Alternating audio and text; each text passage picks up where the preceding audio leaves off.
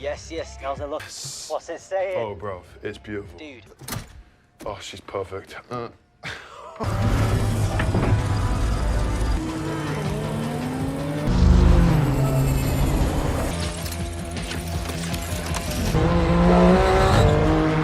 Stop!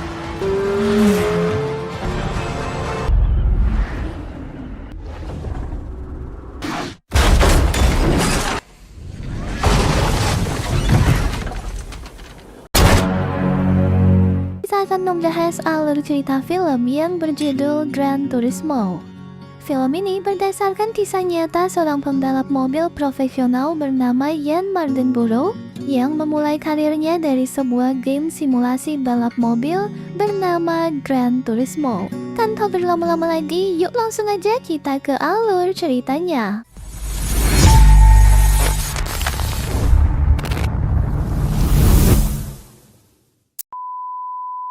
Film dibuka dengan memperlihatkan seorang mantan pembalap profesional bernama Kazunori Yamauchi. Setelah pensiun dari pekerjaannya, Kazunori menciptakan sebuah game simulasi balap mobil yang ia beri nama Gran Turismo. Kazunori sengaja menciptakan game ini dengan tingkat keakuratan tertinggi hingga para pemain dapat merasakan simulasi berkendara seperti layaknya pembalap profesional. Tak hanya itu, pemain juga dibebaskan untuk memodifikasi mobil yang akan mereka gunakan, mulai dari bagian mesin, ban, dan juga yang lainnya. Sinal Bradley memperlihatkan seorang pemuda bernama Yann Mardenborough, seorang remaja yang sangat menyukai permainan Gran Turismo. Setelah menabung uangnya cukup lama, Yann akhirnya berhasil membeli konsol berbentuk setir agar ia bisa lebih puas ketika memainkan Gran Turismo. Hobinya itu sebenarnya ditentang keras oleh sang ayah, karena ayah Yann adalah mantan pemain sepak bola dan ia ingin Yann mengikuti jejaknya sama seperti sang adik yang bernama Kobe. Sayangnya Yann bersikeras menolak permintaan sang ayah karena dunia balap mobil adalah hobinya. Sebelum mulai bermain, Yann memodifikasi mobilnya terlebih dahulu. Gerakannya sudah seperti pembalap profesional yang memang sudah fasih dengan setiap detail dari game tersebut. Hingga tak heran, Yann seringkali menang dalam game itu melawan para pemain lain dari berbagai negara. Scene kembali berpindah memperlihatkan seorang eksekutif marketing bernama Danny Moore yang bekerja di salah satu perusahaan mobil bernama Nissan. Hari itu, Danny mempresentasikan gagasannya di hadapan para petinggi Nissan tentang pengaruh Gran Turismo untuk meningkatkan penjualan mobil mereka yang saat itu sedang anjlok. Ia berencana melahirkan seorang pembalap mobil profesional yang diambil dari para pemain terbaik di Gran Turismo. Jadi, para pemain game yang biasanya hanya memainkan simulasi balap mobil di kamar mereka, nantinya bisa merasakan atmosfer berbeda dalam balapan mobil secara real. Dan jika gagasan itu berhasil, maka orang-orang otomatis akan mulai melirik perusahaan mobil yaitu Nissan. Para petinggi Nissan awalnya merasa ragu dengan gagasan itu, namun mereka akhirnya memberikan kepercayaan kepada Danny dan memintanya untuk merekrut seorang pembalap profesional yang nantinya akan melatih para pemain Gran Turismo. Alhasil, terbentuklah GT Academy, sebuah pelatihan pembalap mobil profesional yang siap merekrut pemain terampil dari Gran Turismo. Malam harinya, Danny mencoba menghubungi satu persatu pembalap profesional untuk membantu mensukseskan GT Academy. Sayangnya, semua orang yang Danny hubungi menolak ide itu, karena menurut mereka, menggabungkan game dengan dunia balap profesional sangatlah mustahil. Hingga akhirnya Danny pun bertemu dengan seorang mantan pembalap bernama Jack Salter. Jack saat ini bekerja sebagai seorang mekanik dalam tim balap mobil bernama Kappa. Sama seperti pembalap lainnya, Jack juga meragukan ide dari Danny. Bagaimanapun juga, ide itu sangat beresiko, karena para pemain game tentu saja akan kesulitan beradaptasi dengan dunia balap mobil yang sebenarnya. Malam harinya, Jack makan malam bersama dengan tim Kappa untuk membahas pertandingan selanjutnya. Sebagai pembalap legend, Jack sempat memberikan beberapa masukan pada seorang pembalap bernama Nicholas. Namun Nick dengan sombong mengatakan pada Jack bahwa seorang mekanik sepertinya tidak berhak memberikan masukan kepada seorang pembalap profesional seperti Nick. Mendengar hal itu, Jack tentu saja sangat marah. Ia pun langsung keluar dari tim kapal dan menelpon Danny untuk bergabung dengan Project GT Academy. Beberapa hari kemudian, GT Academy langsung memilih beberapa pemain Gran Turismo dengan reputasi menang yang paling banyak, dan salah satu pemain yang terpilih ternyata adalah Yan. Sebelum dikumpulkan, para pemain ini diminta untuk berlomba terlebih dahulu, dan nanti beberapa nama terbaik akan diundang ke GT Academy. Malam sebelum perlombaan, Yan diajak oleh Kobe untuk berpesta dengan membawa mobil ayah mereka. Saat yang lainnya mabuk, Yan memilih untuk fokus pada latihan game sambil berbincang dengan seorang gadis bernama Audrey yang ia sukai sejak lama. Tak lama kemudian, pesta itu pun dibubarkan oleh kedatangan mobil polisi. Karena Yan satu-satunya yang tidak mabuk, jadi ia pun terpaksa mengemudikan mobil agar mereka bisa pergi dari tempat tersebut. Mobil polisi pun mengejar mobil mereka, dan dengan berbekal pengalaman di Gran Turismo, Yan dan yang lainnya berhasil lolos dari kejaran polisi.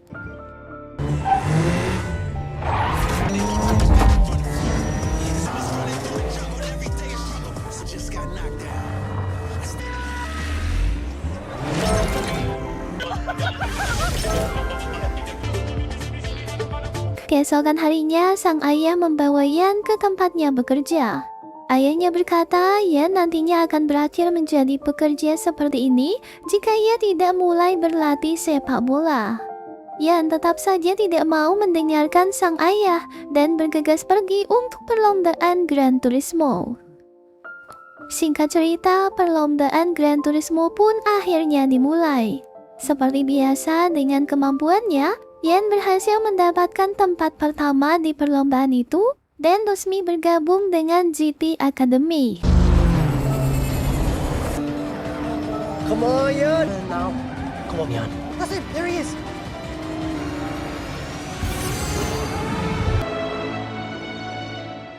Singkat cerita, Yan akhirnya sampai di camp GT Academy bersama 10 pemain terbaik dari seluruh dunia.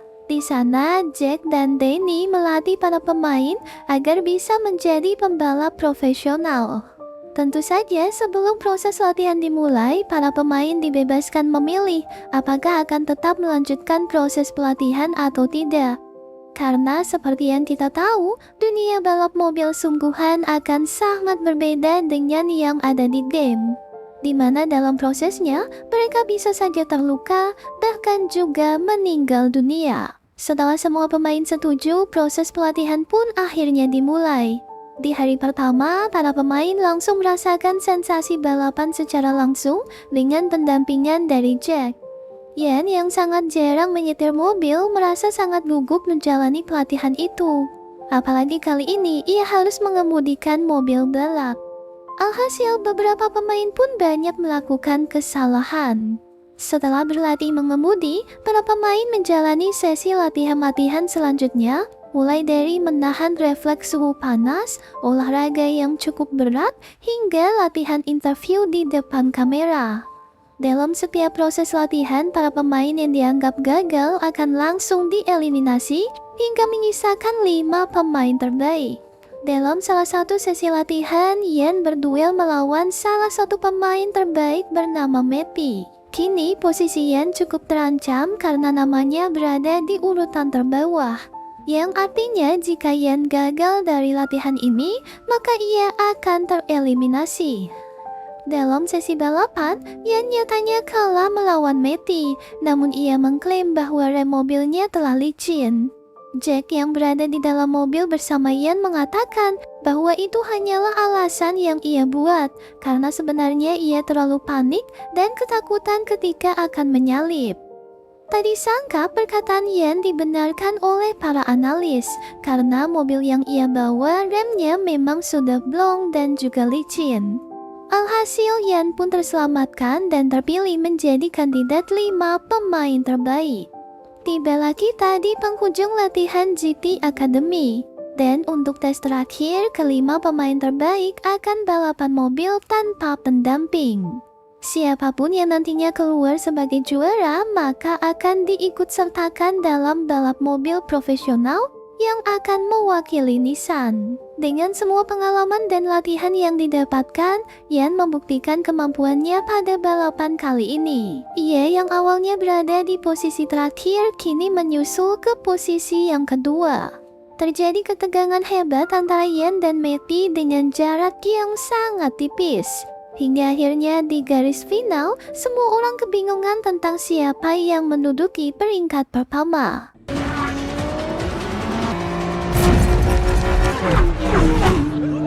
Setelah diperiksa melalui rekaman, Yan menang tipis dalam perlombaan itu dan berhasil mengalahkan Matty.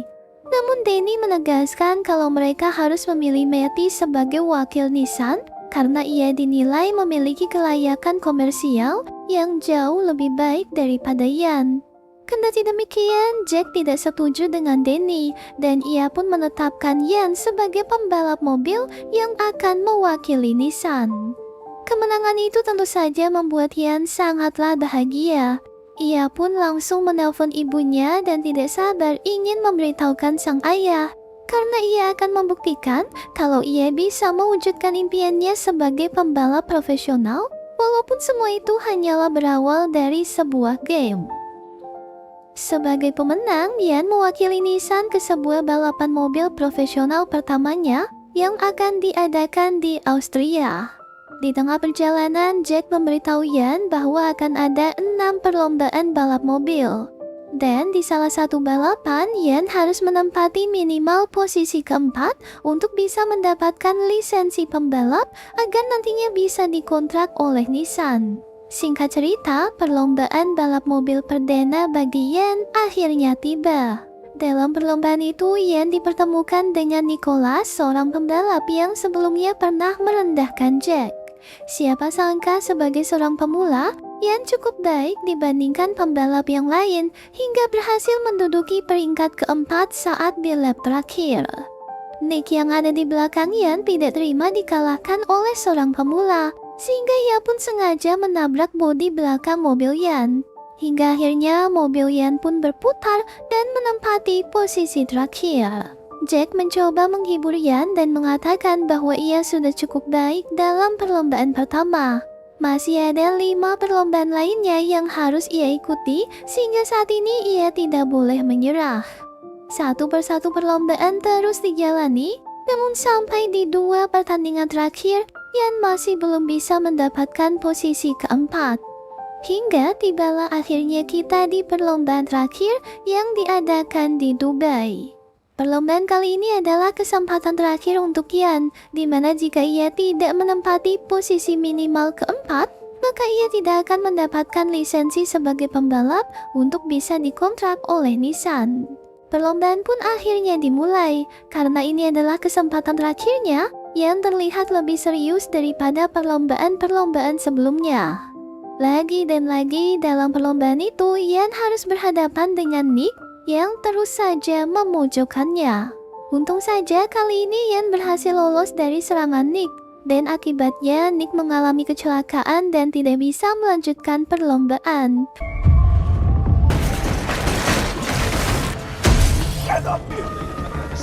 Berkat usahanya selama ini, Yan akhirnya berhasil finish di posisi yang keempat dan mendapatkan lisensinya sebagai pembalap profesional.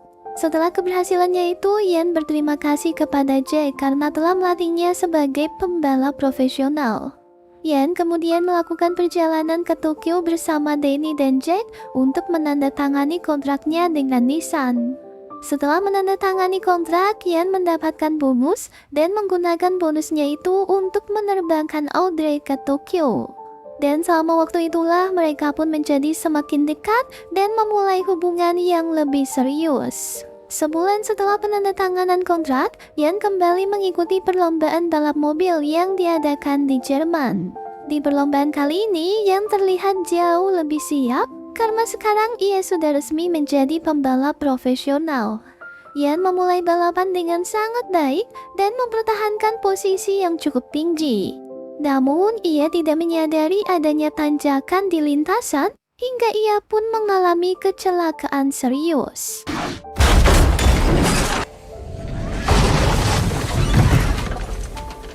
Kedua orang tua Yan yang menonton perlombaan melalui televisi merasa sangat khawatir dengan keadaan Yan.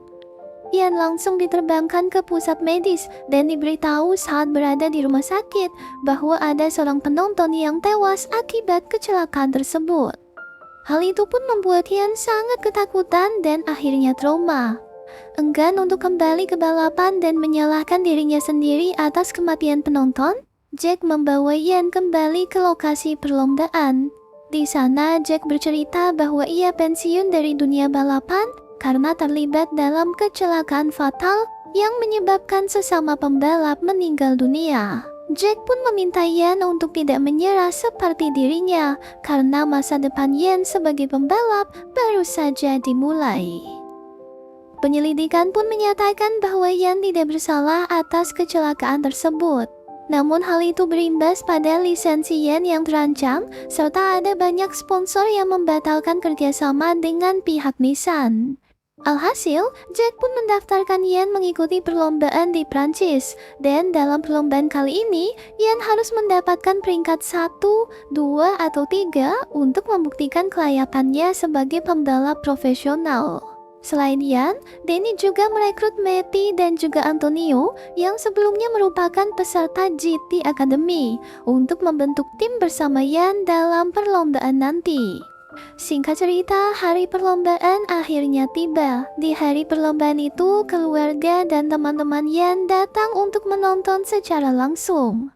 Sebelum perlombaan dimulai, ayah Yan meminta maaf kepada Yan karena selama ini tak pernah mendukung minatnya. Begitu balapan akhirnya dimulai, Yan merasa terguncang setelah melihat mobil pembalap lain yang mengalami kecelakaan dan akhirnya terbakar.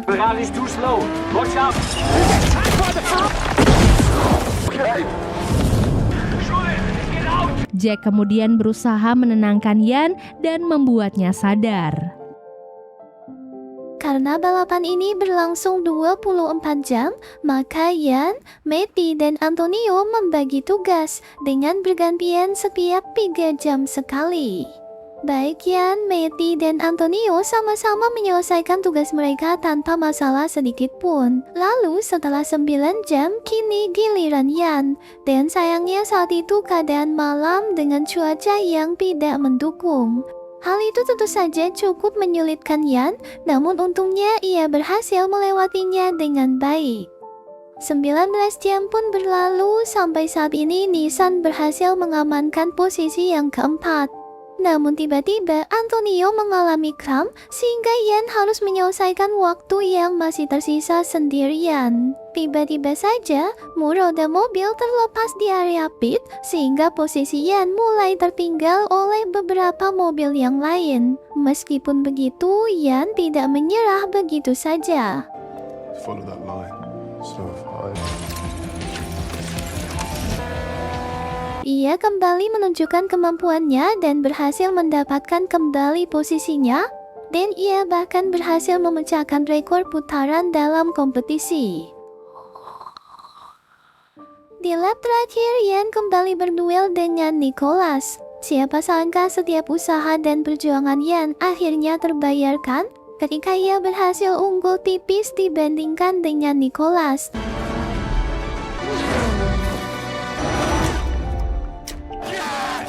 Kemenangan itu sebagai pembuktian pada semua orang bahwa pemain game juga bisa menjadi pembalap profesional jika dibarengi dengan usaha dan kerja keras. Semua orang terutama Jack dan Danny sangat bahagia dengan keberhasilan Yan yang tentu saja dibarengi oleh bantuan dari Matty dan Antonio serta dukungan penuh dari Nissan.